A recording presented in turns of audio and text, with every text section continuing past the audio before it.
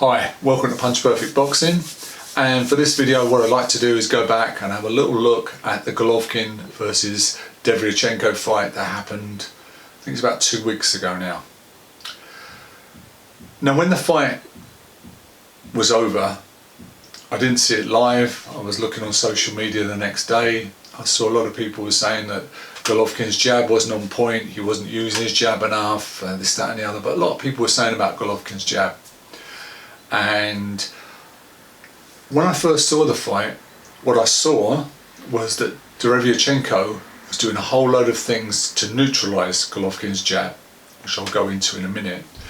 But one thing I've always noticed with Golovkin, he'll set up that jab and he'll get his range, he'll get his timing, he'll get his distance, and then he'll set up his other punches from that.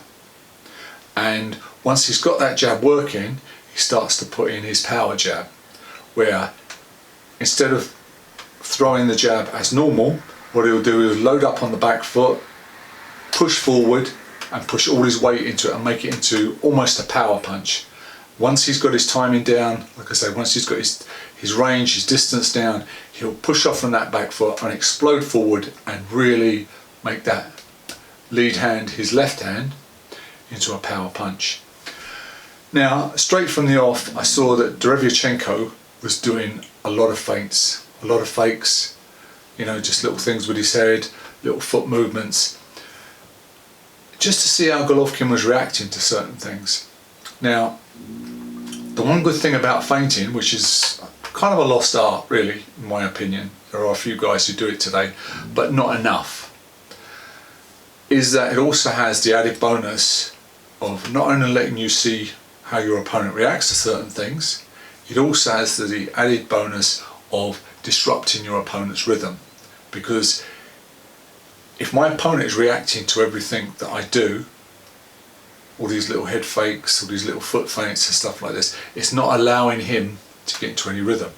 So, first jab Golovkin threw in anger, Derevyanchenko slipped it to the outside and came back with his own jab, and I think he doubled it up a little bit and closed the distance to Golovkin.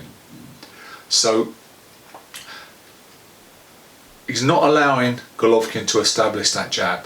A little bit further down the fight, down the road, as the time ticks on, Derevyanchenko is parrying it as well. He's slipping it and he's parrying it, and he's also stepping out of range. He's not letting Golovkin establish that jab.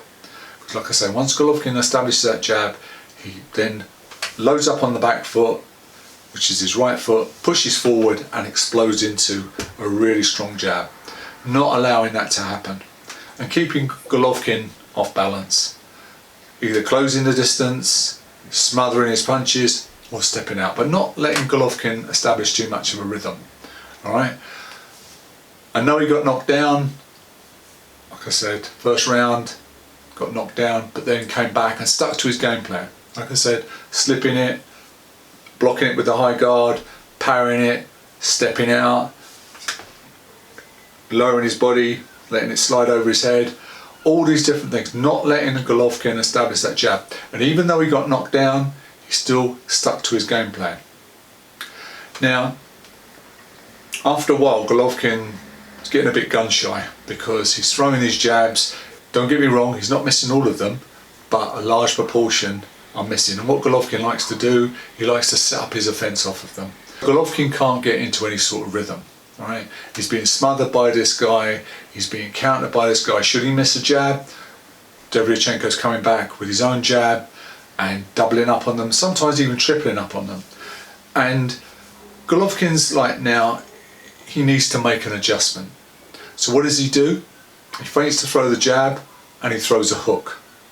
So he feints to throw with the left hand and he turns it either into a long hook, or should Derevyanchenko think he's going to be able to get inside, turns it into a short hook. So he's made that adjustment.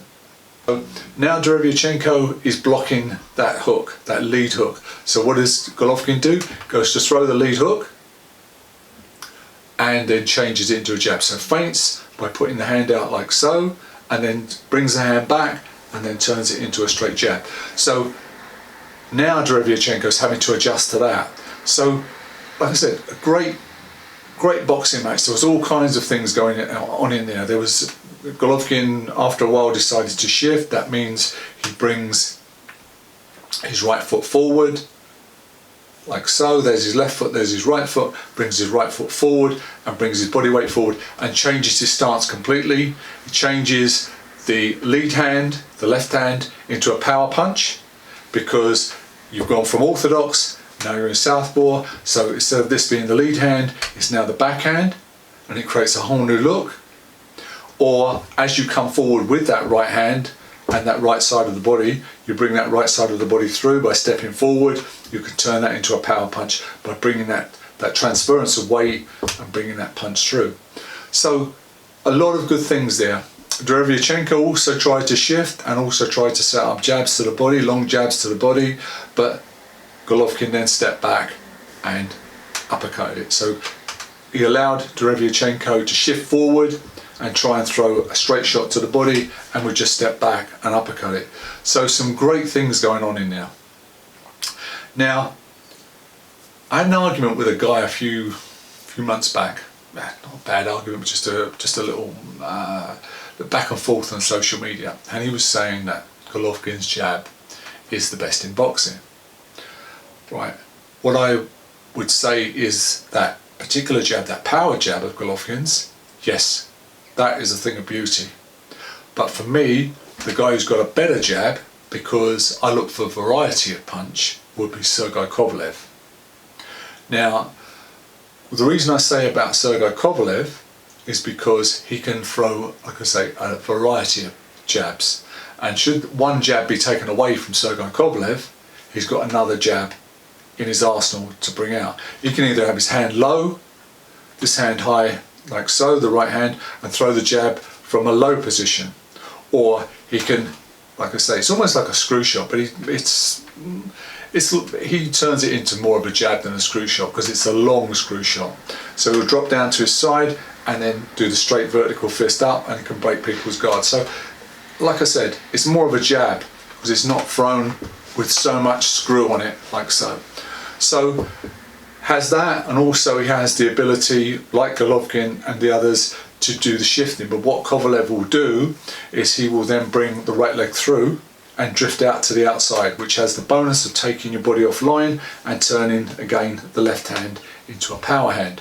So both of them, like I say, both of them have got great jabs, but for me, because there's a variety of jabs, I would have Sergei Kovalev as the better jab, because I like a variety of jabs. But don't get me wrong, like I said, that power jab with Golovkin, where he's established his range, he then loads up on the back foot and then pushes through, so it's an explosion through of that punch, body weight transferring forward over the lead foot and then straight down the pipe, and it's a great punch. But like I said, and we saw with the fight with Derevyanchenko, was that if that's taken away, well, he can adjust. He turned that jab into a hook and then back to a jab. That was all great stuff. But for a while he was floundering in there because Sergei Derevyanchenko was slipping it, powering it, blocking it with the high guard, and then coming back with 2 or 3 jabs of his own. And for a while, Golovkin was a fish out of water. But like I say, a lot of adjustments in there, and there's plenty of other good stuff in that fight if you want to go back and have a look. So that's just a quick video on Sergei Derevyanchenko and Gennady Golovkin. And if you're interested, for those boxers out there, about taking the jab away from your opponent, that's a great fight to have a look at. Golovkin versus Derevyanchenko. But an even better one would be Mike McCallum versus Mike Watson. Mike McCallum versus Michael Watson, where McCallum comes out and you've got Michael Watson, beautiful textbook jab, and McCallum just neutralizes it.